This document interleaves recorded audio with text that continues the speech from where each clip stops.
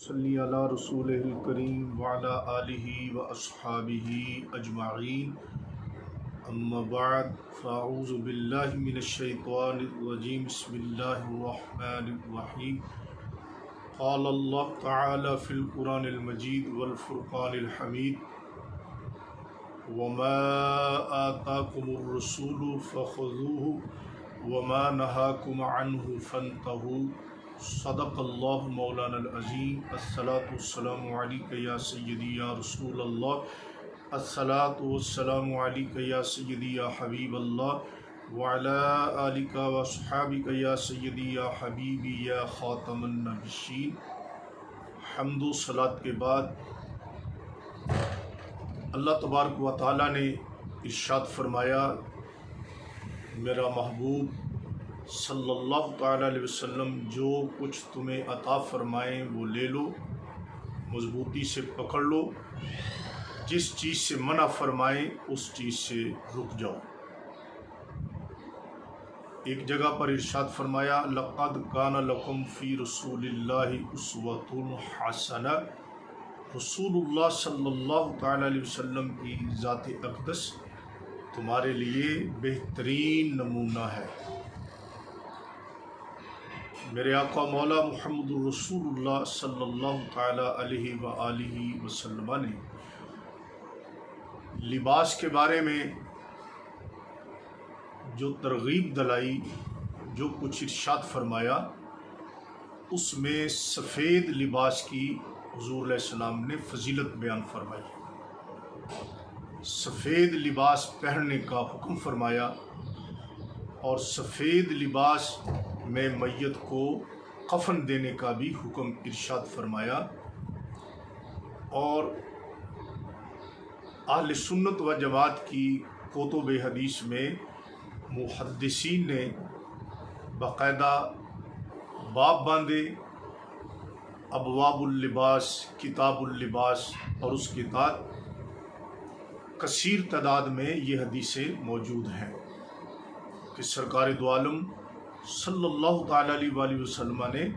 سفید لباس کو پسند فرمایا اور سفید لباس پہننے کی ترغیب دلائی، اور اس کو زیادہ پاکیزہ لباس قرار دیا۔ اس کے برعکس سیاہ لباس پہننا وہ ایک کیسا لباس ہے، سیاہ لباس پہننا چاہیے یا نہیں پہننا چاہیے، تو اس کے بارے میں یہ میرے پاس اہل تشیع کی مستند اور معتبر کتاب ہے، ان کی اصول اربع میں جو کتاب شامل ہے،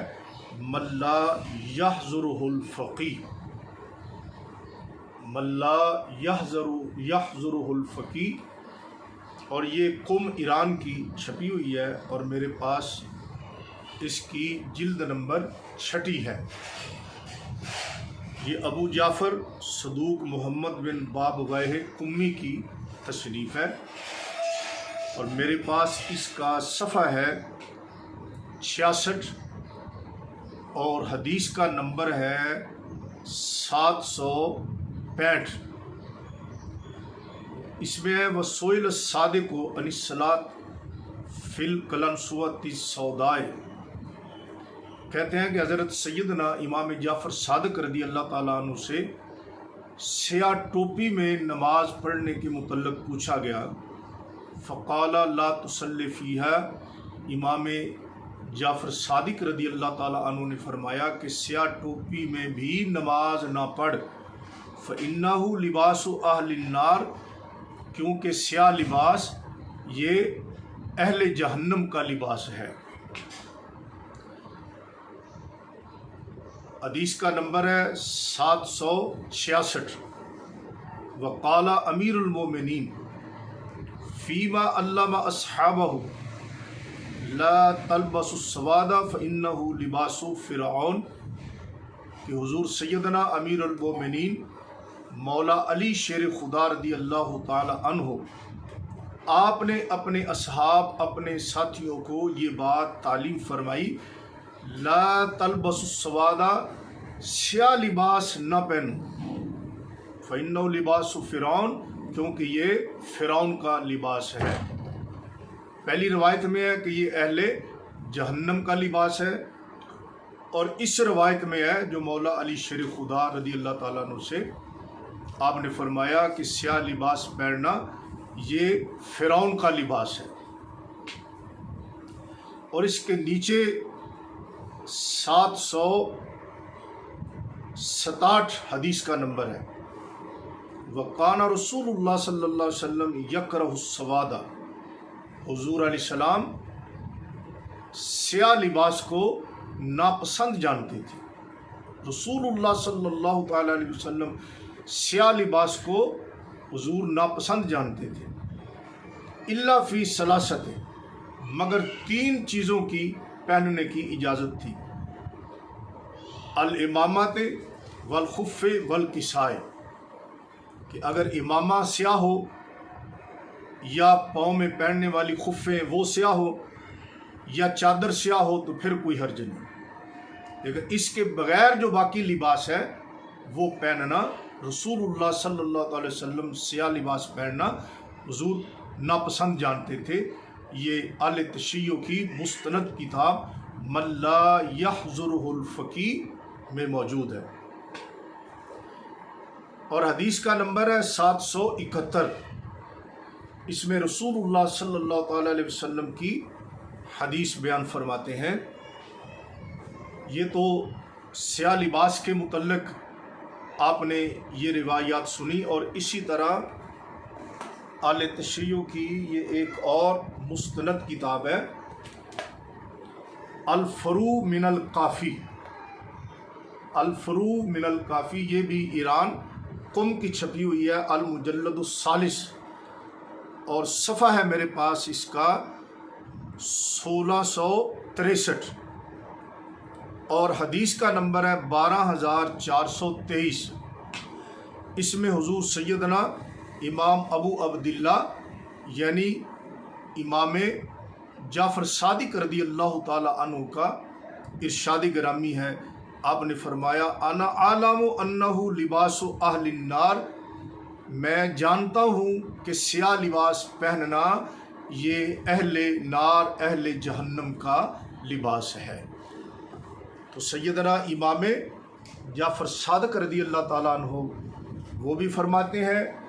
یہ اہل نار کا لباس ہے، مولا علی شیر خدا رضی اللہ عنہ بھی فرماتے ہیں یہ جہنمیوں کا لباس ہے۔ رسول اللہ صلی اللہ تعالیٰ علیہ وآلہ وسلم بھی سیاہ لباس کو ناپسند جانتے تھے۔ اور یہ میرے پاس ہے من لا یحضرہ الفقیہ، کچھ لوگ سیاہ لباس کے ساتھ ساتھ لوہے وغیرہ کی انگوٹھیاں بھی پہنتے ہیں اور کڑے وغیرہ بھی پہنتے ہیں، اور سمجھتے ہیں کہ شاید شرع میں، شریعت میں ان کی ممانعت نہیں ہے۔ ایسا نہیں ہے، بلکہ ان کی ممانعت ثابت ہے۔ اہل سنت و جماعت کی کتب میں ایسی کثیر احادیث موجود ہیں کہ ایک شخص نے لوہے کی انگوٹھی پہنی ہوئی تھی تو رسول اللہ صلی اللہ تعالیٰ علیہ وآلہ وسلم نے اسے اتارنے کا حکم فرمایا، اور ساتھ فرمایا یہ اہل جہنم کے لباس میں سے ہے۔ علی ھذا القیاس اہل سنت و جماعت کی کتب حدیث میں ممانعت کی کثیر احادیث موجود ہیں۔ اس کے ساتھ ساتھ یہ من لا یحضرہ الفقیہ اہل تشیع کی مستند کتاب المجلد السادس، 6 جلد ہے اس کی، اور میرے پاس حدیث کا نمبر ہے 771۔ اس میں رسول اللہ صلی اللہ علیہ وسلم کا ارشاد گرامی نقل کرتے ہیں وقال رسول اللہ صلی اللہ علیہ وسلم لا يصلي الرجل وفي يده خاتم حدید، رسول اللہ صلی اللہ علیہ وسلم نے ارشاد فرمایا کہ کوئی بندہ لوہے کی انگوٹھی پہن کر نماز نہ پڑھے۔ رسول اللہ صلی اللہ تعالیٰ علیہ وسلم لوہے کی انگوٹھی کو کتنا ناپسند جانتے ہیں کہ اس حالت میں حضور نے نماز پڑھنے سے بھی منع فرمایا، یعنی نماز پڑھنے کے لیے ضروری ہے کہ اس کے ہاتھ میں لوہے کی انگوٹھی نہ ہو، اگر اس نے پہنی ہو تو وہ اسے اتار دے تاکہ رسول اللہ صلی اللہ علیہ وسلم کے فرمان پر عمل ہو۔ اور بعض لوگ لوہے کے کڑے پہنتے ہیں اور انہیں جائز سمجھتے ہیں اور بڑا فخر محسوس کرتے ہیں لوہے کے کڑے وغیرہ پہن کر۔ اسی کتاب میں من لا یحضرہ الفقیہ میں حدیث کا نمبر ہے 773، اس میں کہتے ہیں روا عمار السباتی عن ابی عبداللہ علیہ السلام، کہتے ہیں عمار سباتی نے امام ابو عبداللہ یعنی سیدنا امام جعفر صادق رضی اللہ تعالیٰ عنہ سے روایت کی، فی الرجل یصلی وعلیہ خاتم حدید،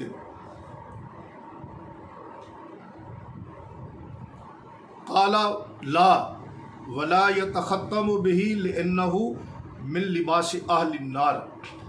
عمار سباتی کہتے ہیں کہ امام جعفر صادق رضی اللہ تعالیٰ عنہ نے فرمایا کہ کوئی آدمی لوہے کی انگوٹھی پہن کر نماز نہ پڑھے، اس لیے لِأَنَّهُ مِن لِبَاسِ أَهْلِ النَّارِ، کیونکہ یہ اہل جہنم کا لباس ہے۔ اور جو لوگ کڑے وغیرہ پہنتے ہیں ان کے بارے میں فرمایا، حدیث کا نمبر ہے 772، وقال ما طہر اللہ یدن فیہا حلقۃ حدید، کہ اللہ تبارک و تعالی اس ہاتھ کو کبھی پاک نہ کرے جس کے ہاتھ میں لوہے کا کڑا ہو۔ اللہ اکبر کبیرہ، کہ کتنی سخت ترین ممانعت ہے کہ جو لوہے کا کڑا پہنے۔ ارشاد فرمایا اللہ اس کے ہاتھ کو کبھی پاک نہ کرے، اسے کبھی پاکیزگی حاصل نہ ہو جو لوہے کے کڑے پہنتا ہے۔ تو اہل تشیع کی مستند کتاب من لا یحضرہ الفقیہ، اس سے یہ روایات ثابت کرتی ہیں کہ لوہے کی انگوٹھی پہننا، سیاہ لباس پہننا اور لوہے وغیرہ کے کڑے پہننا یہ اہل جہنم کا طریقہ ہے، اور اس پر ائمہ اہل بیت رضوان اللہ علیہم اجمعین نے سخت ناپسندیدگی کا اظہار فرمایا اور سختی سے ان چیزوں سے منع فرمایا۔ اللہ تبارک و تعالی ہم سب کو عمل کی توفیق عطا فرمائے۔ وآخر دعوانا ان الحمد للہ رب العالمین۔